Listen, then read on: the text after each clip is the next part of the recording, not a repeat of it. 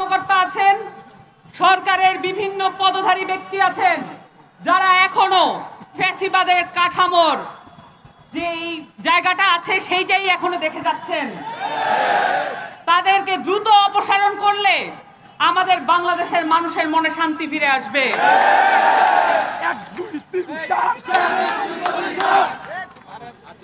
আমাদের বাংলাদেশের যে ফ্যাসিবাদী কাঠামো আছে সেইটাকে সরানোর জন্য আমাদের প্রত্যেককে হাত লাগাতে হবে।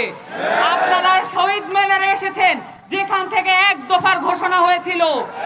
আমরা বলেছিলাম ফ্যাসিবাদী কাঠামোর বিলোপ করতে হবে। বাংলাদেশে কখনোই কোনো ফ্যাসিবাদী কাঠামো আমরা আর ফেরত আসতে দেব না।